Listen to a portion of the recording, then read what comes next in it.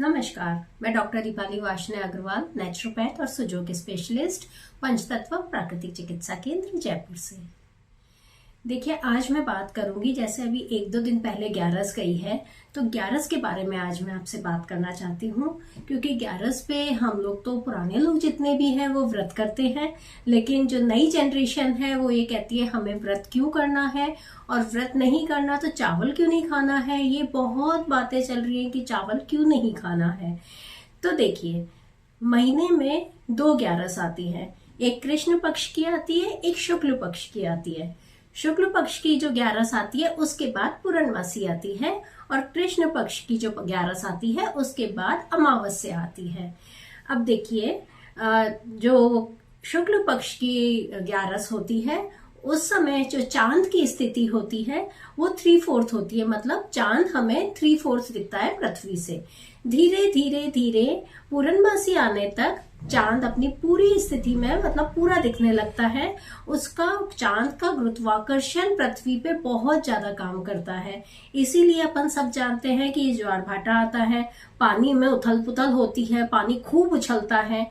अब देखिए, हमारे शरीर में भी वही 72% पानी है, और हम अगर चावल खाते हैं या कोई भी लिक्विड चीज का सेवन ज्यादा करते हैं ग्यारस पे और ग्यारस के बाद पूर्णमासी तक, तो हमारे शरीर में भी उतनी ही उथल पुथल होती है, ब्लड में, पानी में। इसलिए कहा गया है कि पानी, क्योंकि चावल में बहुत सारा पानी होता है, और पानी निर्जला ग्यारस भी करते हैं, वो इसलिए करते हैं कि पानी थोड़ा सा हमारे शरीर में कम रहे, तो कम उथल पुथल हो। ज्यादा पानी होने से ग्यारस पे हमारे वात, पित्त और कफ तीनों ही प्रभावित होते हैं और वो दूषित होते हैं। साथ ही हमारा दिमागी स्थिति भी बहुत ज्यादा प्रभावित होती है इससे, क्योंकि जब हमारा शरीर प्रभावित होगा तो दिमाग तो प्रभावित होगा ही।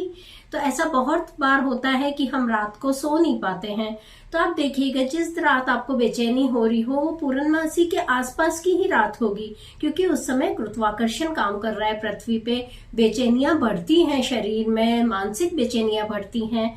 इसलिए हमें चावल नहीं खाना चाहिए, ग्यारस से लेके पूर्णमासी तक चावल नहीं खाना चाहिए, उसके बाद हम चावल खा सकते हैं।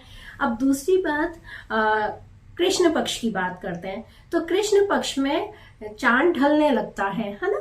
तो जब ग्यारस आती है तो बहुत, मतलब 90% चांद ढला हुआ होता है, थोड़ी सी एक लकीर दिखती है, वो धीरे धीरे कम होके और अमावस्या वाले दिन पूरा अंधेरा हो जाता है।